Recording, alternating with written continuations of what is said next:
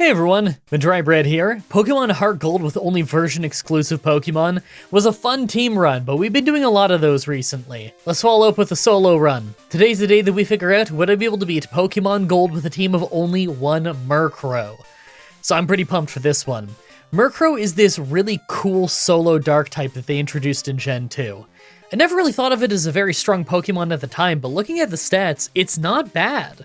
It's low for a single form Pokemon for sure, and it is quite frail, but it's really fast and it hits hard with both attack and special attack. It's kinda underwhelming for a solo Pokemon, so I can see why they gave it an evolution later down the line, but this is still better than what we usually use. The problem is the moveset. When you look at how weak our level up moves are, only 4 moves that do damage, and really Feint Attack is the only one that might be worth keeping. So you'd think we have to rely on TMs a lot, but that list isn't great either.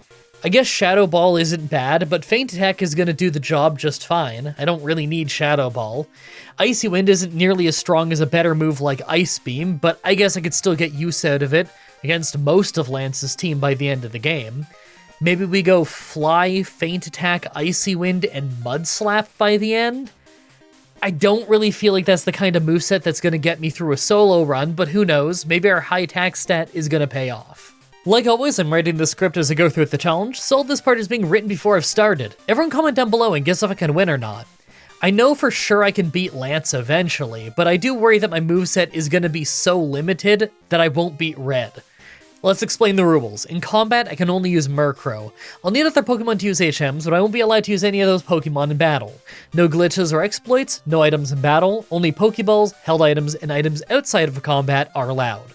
Also, if you enjoyed this video, be sure to like, subscribe, and ring the bell for more. Let's do this. So, right off the bat, I used the Universal Pokemon Randomizer to replace Chikorita with Murkrow so that we can do the whole run with it. I named him Sting, because he's clearly based off the crow. So early game travel is super smooth so far. Peck is pretty useful against early game Pokemon, and our high attack and speed is huge in taking things out quickly. I get the feeling that I'll be leveling quickly with this one. I figure that the first 2 gyms have gotta be easy. We can level up in Bellsprout Tower, breeze through the flying gym since they can't Mud Slap me, then use the Mud Slap TM to get past the annoying Geodude hiker in the tunnel between towns, then we can easily pick our way through the Bug Gym. Then we have our rival, and I've already got Pursuit, so ghosts aren't going to be a problem. Smokescreen from Koalava could be annoying, but who knows, maybe I'll be near level 31 for Feint Attack by then. I'm skeptical. I probably won't need it though. Let's go get the early fights out of the way. Alright, so the Flying Gym was incredibly easy as Bellsprout Tower got us quite a few levels, and his team can't affect our accuracy with Mud Slap. I made sure to learn the TM right away since it's not like there's anything else I can learn. I figured this move might save us later on in the Steel Gym. It has in quite a few of these runs. Next is the Bug Gym, and I took almost no damage the whole fight. His team was a sweep other than Scyther, who hit Fury Cutter and Quick Attack. We're leveling so fast though that we didn't take much damage at all. And last is our rival, who, as expected, does basically nothing to us. I thought that maybe Smokescreen could cause a problem, but he just used Ember instead and we got a 2-shot. Too easy. Alright, with that done, we're on to some slightly harder fights. The normal gym has me worried because of Miltank. It's super fast, it's tanky, it can heal, and it's got rollout. We're weak to rock types, so that could really mess us up. I'm hoping the Mud Slap will ruin our accuracy early enough that rollout can never build up enough to be a serious threat. After that, we can go grab the Sharp Beak since it's Monday, and that'll get us a little bit more flying damage. I figure that'll help in the fighting gym later. Before then, though, we have the Grass Gym, and you know that's gonna be a breeze. Really, everything coming up is probably not gonna be too bad, other than maybe that Miltank and the Steel Gym. You know the Steel Gym is gonna be horrible, so I'm saving that for last. I'm just really hoping that Mud Slap can save us in there, because otherwise we're getting paralyzed and then crushed. It won't be easy either way. And of course, while I travel, the show is mostly fan-funded nowadays, so if you enjoy the show and you want to get some nice little perks like seeing these videos a week or more early, chatting back and forth with me on the private blog posts, and a handful of other nice perks, then check out my Patreon and my YouTube membership pages. Anyway, it's the normal gym, ghost gym, fighting gym, probably ice gym, then we'll finally go deal with the Steel Gym. Let's go. Alright, so Clefairy just used Double Slap for almost no damage, but Miltank was a real threat. It kept going for Stomp and Rollout, but couldn't really get anything going because we kept spamming Mud Slap. It did get some small hits here and there, but overall I was pretty safe.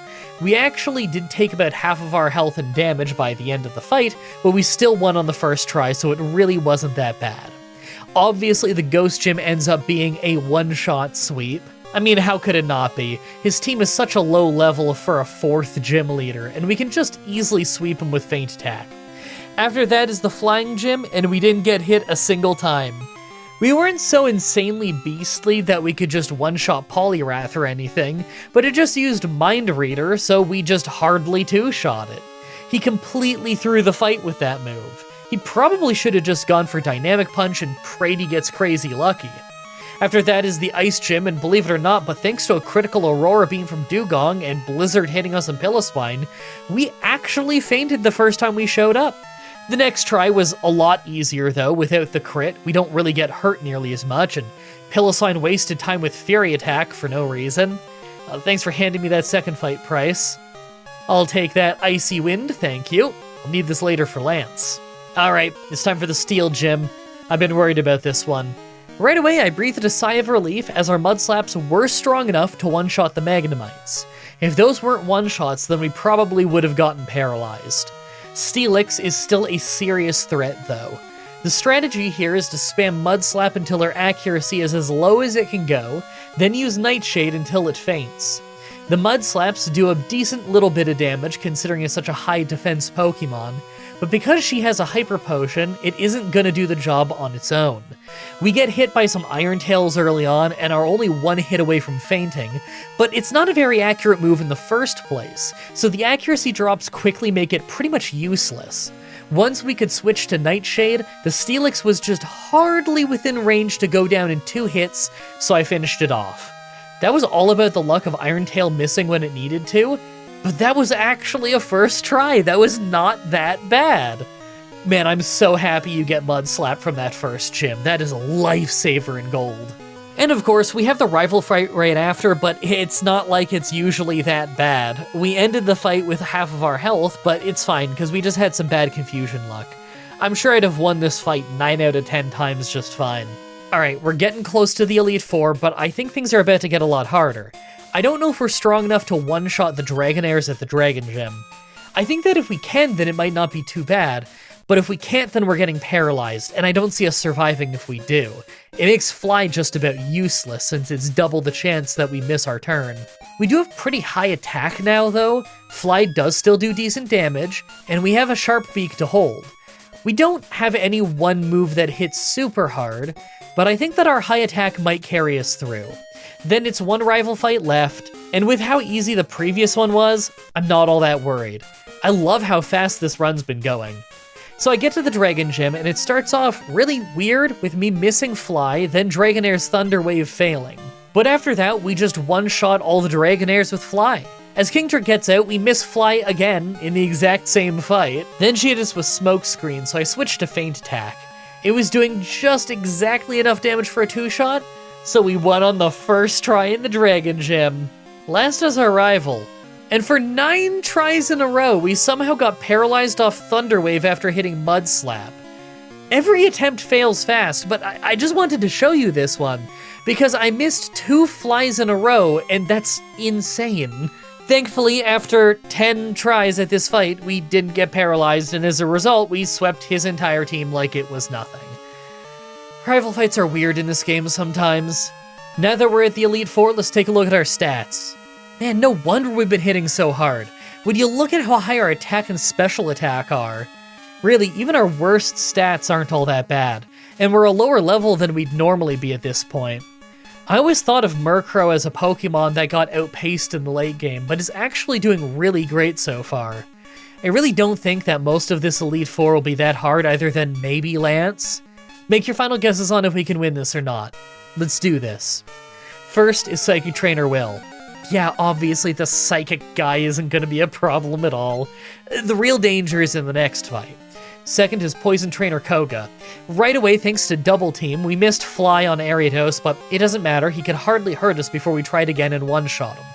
Fortress was much more annoying though. We can't hit Fly because of Protect, so we have to use Feint Attack until he faints. He doesn't do much damage to us though, so it's not really that big of a deal. Muck, on the other hand, is an issue.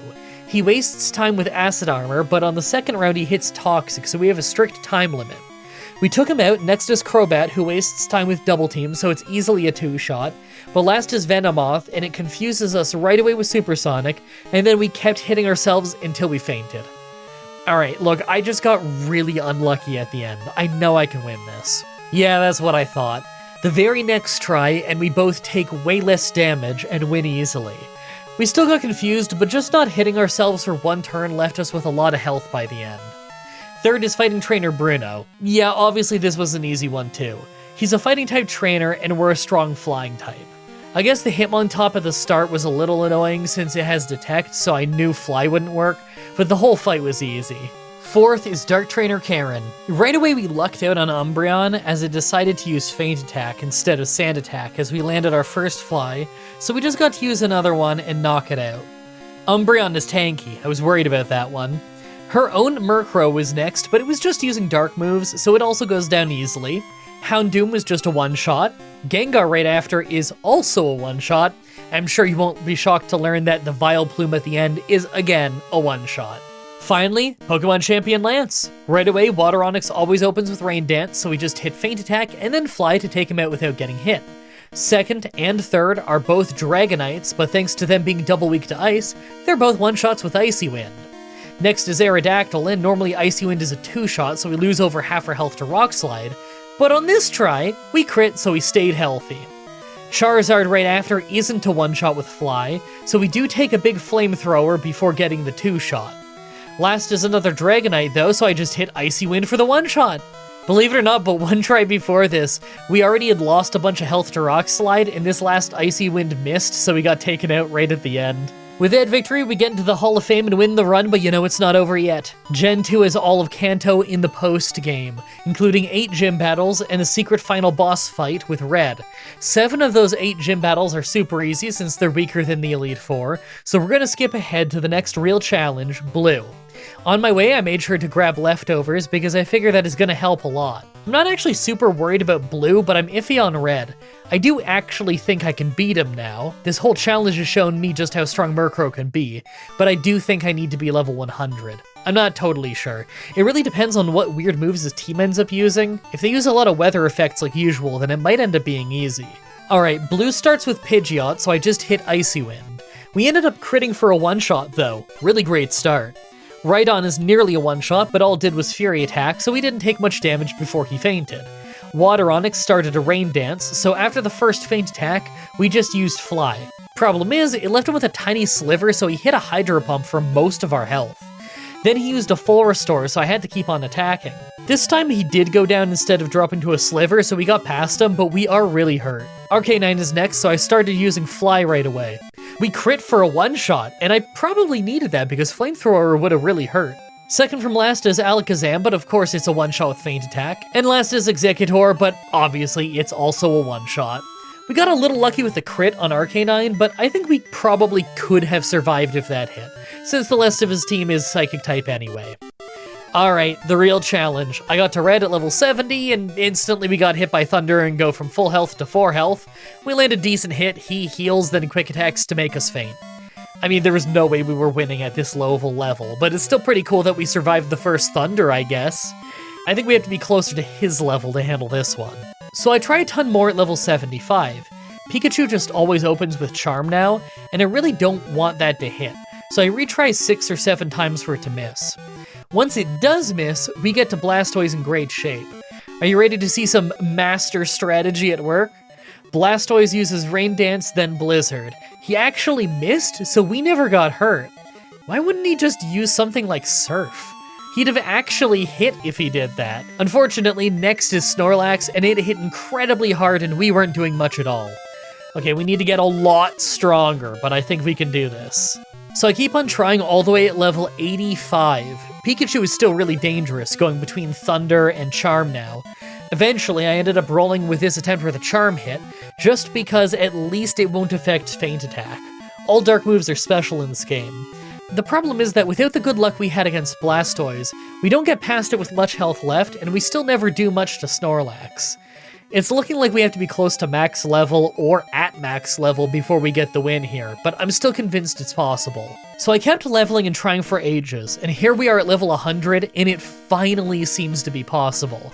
Feint Attack actually one-shots Pikachu, so it's way faster to make attempts now. Blastoise starts great too as it misses Blizzard, so we take it out with Feint Attack and fly without it actually landing a hit on us.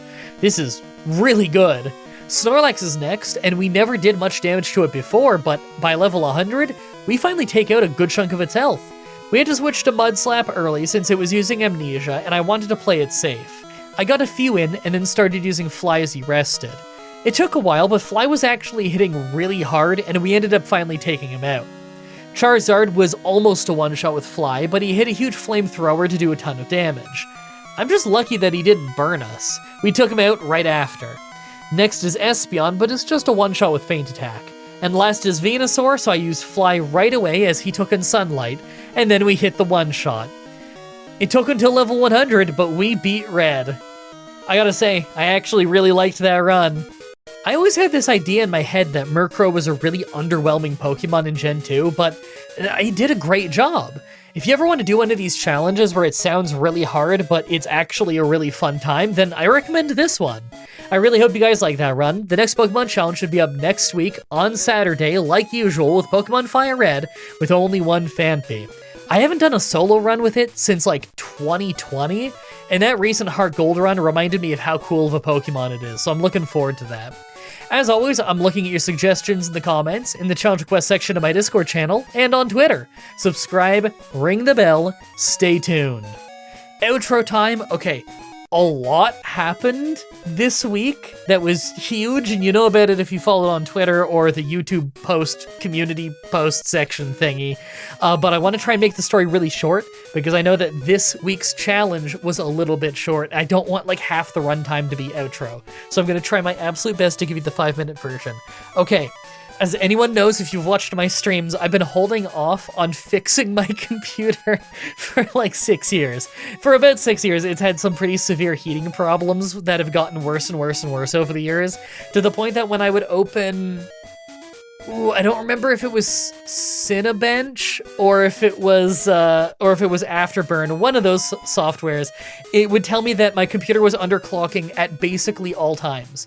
And my computer would basically hit 110 Celsius anytime I rendered, often when gaming, often when streaming. It would just spike really, really high in general, right? The idle temperature for it was like 55 to 60 if absolutely nothing was open and going on, but it would jump into the 70s and 80s like with a browser open. Clearly, something was always wrong with the cooling of this computer. It was the liquid cooler. Anyway, this week on, well, hold on, what day is it today? It's the 31st. Happy Halloween, everyone. I'm recording this voiceover on Halloween. A couple days ago, it randomly shut off. Like, it was working, I was working on my job, it's like 5 in the morning, I go to the bathroom and come back out, my computer's off, and when I go to turn it back on, it makes a very strange, loud whirring noise, and it would auto shut off before I get into Windows. And I thought, ooh, this might be the cooling. It could be something else, but I've had a lot of computers in the past that had cooling issues, and this seems kind of like that. So, you know, I let everybody know, hey, computer just broke, I don't know when I can get it fixed and everything. This might affect the videos. Thankfully, that same day, I was able to get it into a computer shop, because I know a really good computer shop. They were able to diagnose the problem very, very quickly. I actually got lucky. My liquid cooler sprung a leak, which could have damaged a lot of things in my computer, but we lucked out.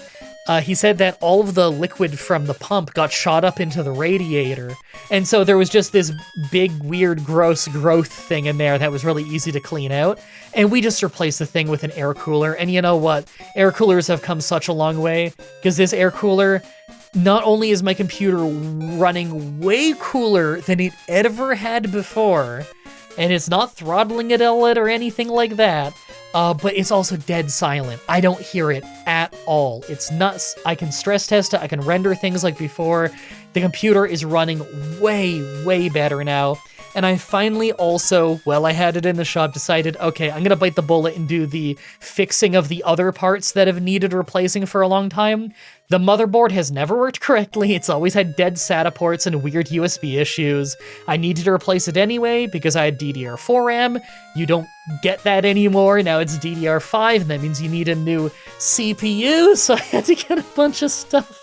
But thankfully, the price was way lower than I thought it was going to be. I was expecting to spend a lot more than I did, so that's great. And also, I got in right as things started getting bad. Apparently RAM prices have been doubling in price around the world in the last few months. The tech was telling me that, and a lot of you guys were telling me that on Twitter and stuff as well, which is nuts. He pointed to a pack of RAM on the wall, and it was $500, and he said that was $200 last week. Now, luckily, my RAM that I was buying hadn't gone massively up in price. He said that one only went up like $20 in the last few months. So that was nice. He did me a favor, trust me. It was helpful that he was very knowledgeable on the software I use and everything, and we can talk tech a little bit. You know, I build computers too. Obviously, this tech is better than me at it, but I was able to talk tech with him a bit on what my needs are and what I do for work, and we figured out exactly what would work for me. And you know what? I haven't been able to stress test it with every last little thing yet, obviously, but I rendered a 13.5-hour video the other night, and it went fine. My computer wouldn't do that before. It would error out at some point, so that's good. When I play games that would run a little slow before, they run lightning fast now. I opened up some of my editing project files that would always load a little slow, and they load really fast. It's going to be snappier and nicer to edit overall. I'm sure it's not like it's an absolute supercomputer going to work perfectly for every little thing, but it seems like the stuff that's been broken on my computer for years and years and years is finally fixed. That's quite wonderful. And what I'm most excited for, and what you'll already know by this point, but I won't know until I'm editing this later tonight or later tomorrow, is the credits. Now that my computer is working properly, maybe the credit sequence, I can actually make it my special font I use for stuff, the gold font that I like to use. You know, it's like, what is it, Curse Casual or something, and then I made it gold and shiny and nice looking and put like a border around it so it pops well. Because the whole reason that the text in the credits looked so bland before is just because I had to paste it in with no metadata and it would still almost crash my software. Now that my computer is working way, way better, maybe that's not going to be a problem. I don't know. I guess we're going to find out. But that's a funny little way to celebrate what was a computer disaster that very quickly turned into, oh, hey, I finally bit the bullet and paid for this. And you know what? I'm happy I paid for this and fixed the computer now, because now I'm learning that if maybe the computer died in 6 months from now rather than now, then maybe I'd be paying way, way, way, way, way more money for these replacements, you know? It seems like things are only getting more expensive here, so that's probably how it would have went, and it was probably a good thing the computer died and I got it fixed when it did. All that matters, though, at the end of the day, is the computer's working better and there was no data loss. So I'm not missing any files or anything, no footage is lost. And you know what? It broke on Wednesday, which is supposed to be my day off anyway. So all it did was make sure that I didn't work on my day off for once. All right, I gotta wrap this up and edit it. Thank you everybody so much for watching, and until next time, have a nice day.